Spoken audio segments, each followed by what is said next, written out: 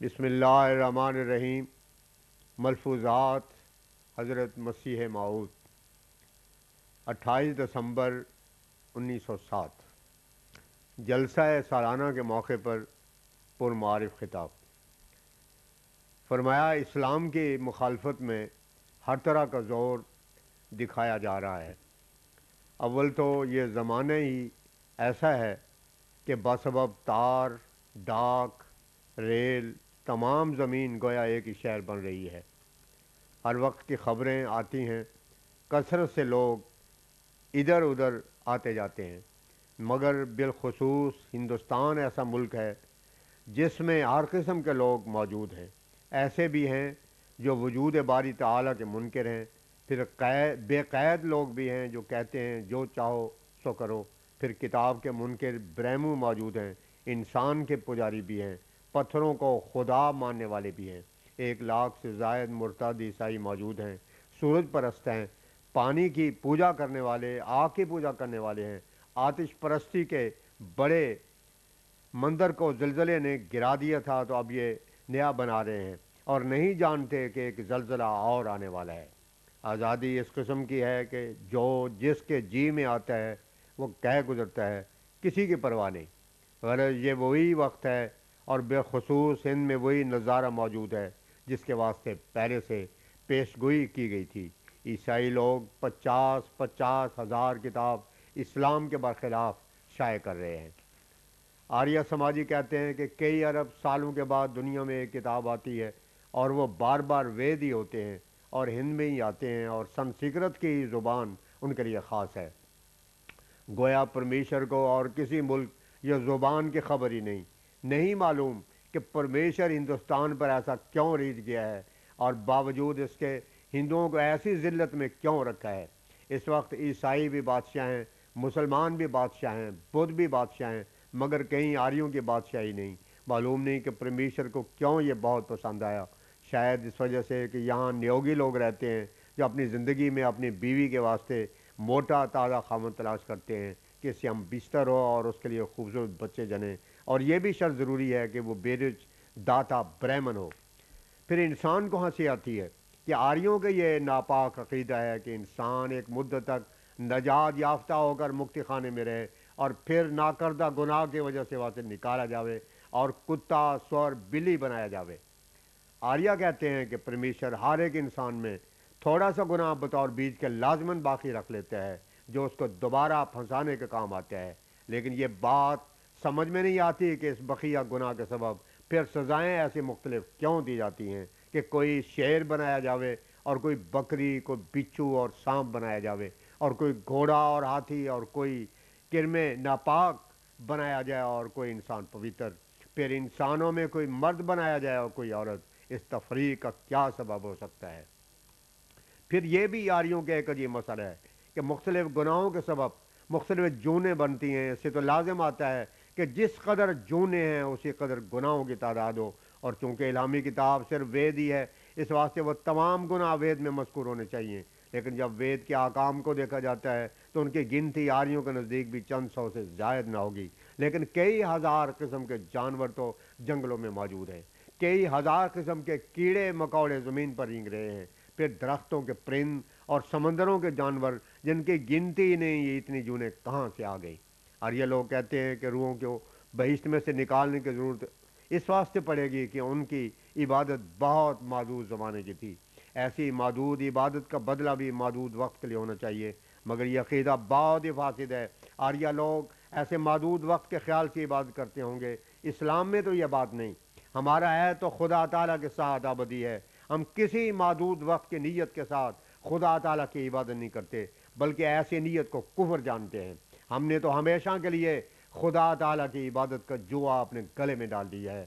اگر خدا تعالیٰ ہمیں وفات دے تو اس سے ہماری نیت میں کوئی فرق نہیں، ہم اسی عبادت کے ثواب کو ساتھ لے کر فوت ہوتے ہیں، ہم اس کو محدود نہیں رکھتے۔ خدا تعالیٰ کا شکر ہے کہ قرآن شریف نے ایسا خدا پیش نہیں کیا جو ایسی ناقص صفات والا ہو کہ نہ وہ روحوں کا مالک ہے، نہ ذرات کا مالک ہے، نہ ان کو نجات دے سکتا ہے، نہ کسی کی توبہ قبول کر سکتا ہے، بلکہ ہم قرآن شریف کی روح سے اس خدا کے بندے ہیں جو ہمارا خالق ہے۔ ہمارا مالک ہے، ہمارا رازق ہے، رحمان ہے، رحیم ہے، مالک یوم الدین ہے۔ مومنوں کے واسطے یہ شکر کا مقام ہے کہ اس نے ہم کو ایسی کتاب عطا کی جو اس کی صحیح صفات کو ظاہر کرتی ہے۔ یہ خدا تعالیٰ کی ایک بہت بڑی نعمت ہے۔ افسوس ہے ان پر جنہوں نے اس نعمت کی قدر نہ کی۔ ان مسلمانوں پر بھی افسوس ہے جن کے سامنے عمدہ کھانا اور ٹھنڈا پانی رکھا گیا ہے لیکن وہ پیٹھ دے کر بیٹھ گئے ہیں اور اس کھانے کو نہیں کھاتے۔ زمانے کے مصائب سے بچانے کے واسطے ان کے لیے ایک وسیع محل تیار کیا گیا جس میں ہزاروں آدمی داخل ہو سکتے ہیں، مگر افسوس ان پر کہ وہ خود بھی داخل نہ ہوئے اور دوسروں کو بھی داخل ہونے سے روک دیا۔ کیا پہلے سے نہیں کہا گیا تھا کہ آخری زمانے میں قرنا آسمان سے پھونکی جائے گی؟ کیا وہی خدا کی آواز نہیں؟ انبیاء جو آتے ہیں وہ قرنا کا حکم رکھتے ہیں۔ نفخ صور سے یہی مراد تھی کہ اس وقت ایک معمور کو بھیجا جائے گا، وہ سناوے گا کہ اب تمہارا وقت آ گیا ہے۔ کون کسی کو درست کر سکتا ہے جب تک کہ خدا تعالیٰ درست نہ کرے؟ اللہ تعالیٰ اپنے نبی کو ایک قوت جاذبہ عطا کرتا ہے کہ لوگوں کے دل اس کی طرف مائل ہوتے چلے جاتے ہیں۔ خدا تعالیٰ کے کام کبھی حبط نہیں کیے جاتے۔ ایک قدرتی کشش کام کر دکھائے گی۔ اب وہ وقت آ گیا ہے جس کی خبر تمام انبیاء ابتدا سے دیتے چلے آئے ہیں۔ خدا تعالیٰ کے فیصلے کا وقت قریب ہے، اس سے ڈرو اور توبہ کرو۔ بلا تاریخ حضور کی خدمت میں سوال پیش ہوا کہ اگر کوئی 3 کوس سفر پر جائے تو کیا نمازوں کو قصر کرے؟ فرمایا ہاں، دیکھو اپنی نیت کو خوب دیکھ لو۔ ایسی تمام باتوں میں تقوی کا بہت خیال رکھنا چاہیے۔ اگر کوئی شخص ہر روز معمولی کاروبار یا سفر کے لیے جاتا ہے تو وہ سفر نہیں بلکہ سفر وہ ہے جسے انسان خصوصیت سے اختیار کرے اور صرف اس کام کے لیے گھر چھوڑ کر جائے اور عرب میں وہ سفر کہلاتا ہو۔ دیکھو یوں تو ہم ہر روز سیر کے لیے 2 میل نکل جاتے ہیں مگر یہ سفر نہیں۔ ایسے موقع پر دل کے اطمینان کو دیکھ لینا چاہیے کہ اگر وہ بغیر کسی خلجان کے فتویٰ دے کہ یہ سفر ہے تو قصر کرے۔ استفت قلب کا، اپنے دل سے فتویٰ لو، اس پر عمل چاہیے۔ 1000 فتویٰ ہو پھر بھی مومن کا نیک نیتی سے قلبی اطمینان عمدہ شے ہے۔ عرض کیا گیا کہ انسانوں کے حالات مختلف ہیں۔ بعض تو 10 کوس کو بھی سفر نہیں سمجھتے، بعض کے لیے 3-4 کوس بھی سفر ہے۔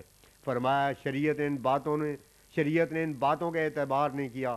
صحابہ کرام نے 30 کوس کو بھی سفر سمجھا ہے۔ عرض کیا گیا حضور بٹالے جاتے ہیں تو قصر فرماتے ہیں؟ فرمایا ہاں، کیونکہ وہ سفر ہے۔ ہم تو یہ کہتے ہیں کہ اگر کوئی طبیب یا حاکم بطور دورہ کے ہی گاؤں میں پھرتا ہے تو اپنے تمام سفر کو جمع کر کے اسے سفر نہیں کہہ سکتا۔ سوال پیش ہوا 1 سال کا بکرا بھی قربانی کے لیے جائز ہے؟ فرمایا مولوی صاحب یعنی مولانا نور الدین صاحب سے پوچھ لو، اہل حدیث و حنفاء کے اس میں اختلاف ہے۔ نوٹ از ایڈیٹر صاحب بدر۔ مولوی صاحب کی تحقیق یہ ہے کہ 2 سال سے کم کا بکرا قربانی کے لیے اہل حدیث کے نزدیک جائز نہیں۔ ایک شخص نے حضرت سے دریافت کیا کہ اگر جانور مطابق علامات مذکورہ در حدیث نہ ملے تو کیا ناقص کو وہ ذبح کر سکتے ہیں؟ فرمایا مجبوری کے وقت تو جائز ہے، مگر آج کل ایسی مجبوری کیا ہے؟ انسان تلاش کر سکتا ہے اور دن کافی ہوتے ہیں۔ خام خواہ حجت کرنا یا تساہل کرنا جائز نہیں۔ 3 جنوری 1908 بوقت سیف۔ فرمایا قرآن مجید میں آتا ہے کہ کفار کہیں گے لا کننا نسمع و ناقل ما کننا فی اصحاب السعیر۔ سورہ ملک آیت 11۔ اس سے معلوم ہوتا ہے کہ تدبر کے سوا ایمان صحیح نہیں ہوتا۔ سورہ تکویر میں سب نشانات آخری زمانے کے ہیں، انہی میں سے ایک نشان ہے وَإِذَا الْعِشَارُ عُطِّلَتْ، سورہ تکویر آیت 5۔ یعنی جب اونٹنیاں بیکار چھوڑی جائیں گی۔ اسی کی تفسیر میں نبی کریم صلی اللہ علیہ وسلم نے فرمایا وَلَيُتْرَكُنَّ الْقِدَاسُ فَلَا يُسْعَىٰ عَلَيْهَا، جس سے معلوم ہوتا ہے کہ مسیح موعود بھی اسی زمانے میں ہوگا بلکہ اس کے ابتدائی زمانے کے یہ نشان ہے۔ پھر فرمایا وَإِذَا النُّفُوسُ زُوِّجَتْ، سورہ تکویر آیت 8۔ یعنی ایسے اسباب سفر مہیا ہو جائیں گے کہ قومیں باوجود اتنی دور ہونے کے آپس میں مل جائیں گی، حتیٰ کہ نئی دنیا پرانی سے تعلقات پیدا کر لے گی۔ یاجوج ماجوج کا آنا، دجال کا نکلنا اور صلیب کا غلبہ یہ بھی اسی زمانے کے نشان ہیں۔ ان کے متعلق لوگوں نے غلط فہمی سے تناقض پیدا کر لیا ہے اور یہ سمجھتے ہیں کہ سب الگ الگ ہیں، حالانکہ ان میں سے ہر ایک کی نسبت یہ عقیدہ رکھتے ہیں کہ وہ تمام روئے زمین پر محیط ہو جائیں گے۔ پس اگر یاجوج ماجوج محیط ہو گئے تو پھر دجال کہاں احاطہ کرے گا اور صلیب کا غلبہ کس جگہ ہوگا؟ سوائے یہ کہنے کے کچھ چارہ نہیں کہ یہ سب ایک ہی قوم کے مختلف افراد ہیں، اور اگر ان کو ایک بنا دیں تو پھر کوئی مشکل نہ رہے گی۔ خدا تعالیٰ نے ان کی نسبت فرمایا وَتَرَكْنَا بَعْضَهُمْ يَوْمَئِذٍ يَمُوجُ فِي بَعْضٍ ونفخ فی الصور فجمعناہم جمعا، سورہ کاف آیت 100، جس سے ظاہر ہے کہ نہایت درجے کا اختلاف پیدا ہو جائے گا اور سب مذاہب ایک دنگل میں ہو کر نکلیں گے۔ ترکنا کا اس بات کی طرف اشارہ ہے کہ آزادی کا زمانہ ہوگا اور یہ آزادی کمال تک پہنچ جائے گی، تو اس وقت اللہ تعالیٰ اپنے معمور کی معرفت ان کو جمع کرنے کا ارادہ کرے گا۔ پہلے دیکھو جمعناہم فرمایا، اور ابتدائے عالم کے لیے خلقکم من نفس واحدۃ وخلق منها زوجها وبث منہما رجالا کثیرا ونساء فرمایا، سورہ نساء 2۔ لفظ بثا اور جمع آپس میں پورا تناقض رکھتے ہیں، گویا دائرہ پورا ہوگا پھر وہی زمانہ آ جائے گا۔ پہلے تو وحدت شخصی تھی، اب اخیر میں وحدت نوعی ہو جائے گی، اس لیے آگے فرماتا ہے وَعَرَضْنَا جَهَنَّمَ يَوْمَئِذٍ لِلْكَافِرِينَ عَرْضًا، سورہ کاف آیت 101۔ یہ مسیح موعود کے زمانے کا ایک نشان بتلایا کہ اس دن جہنم پیش کیا جاوے گا ان کافروں پر۔ یہ قیامت کا ذکر نہیں، کیونکہ اس دن جہنم کا پیش کیا کرنا ہے، اس روز تو اس میں کافر داخل ہوں گے۔ جہنم سے مراد طاعون ہے، چنانچہ ہمارے الہامات میں کئی بار طاعون کو جہنم کہا گیا ہے، ہمارے الہامات میں کئی بار طاعون کو جہنم فرمایا گیا ہے۔ یاتی اعلیٰ جہنم زمان لیس فیہ احد بھی ایک الہام ہے۔ اللہ تعالیٰ نے دو فرقوں کا ذکر فرما دیا، ایک تو وہ سعید جنہوں نے مسیح کو قبول کیا، دوسرے وہ شقی جو مسیح کا کفر کرنے والے ہوں گے۔ ان کے لیے فرمایا کہ ہم طاعون بطور جہنم بھیجیں گے، اور نفخ فی الصور سے یہ مراد ہے کہ جو لوگ خدا تعالیٰ کی طرف سے آتے ہیں وہی کے ذریعے ان میں آواز دی جاتی ہے، اور پھر یہ آواز ان کی معرفت تمام جہان میں پہنچتی ہے۔ پھر ان میں سے ایک ایسی کشش پیدا ہو جاتی ہے کہ لوگ باوجود اختلاف خیالات و طبائع و حالات کے اس کی آواز پر جمع ہونے لگتے ہیں، اور آخر کار وہ زمانہ آ جاتا ہے کہ ایک ہی گلہ اور ایک ہی گلہ بان ہو۔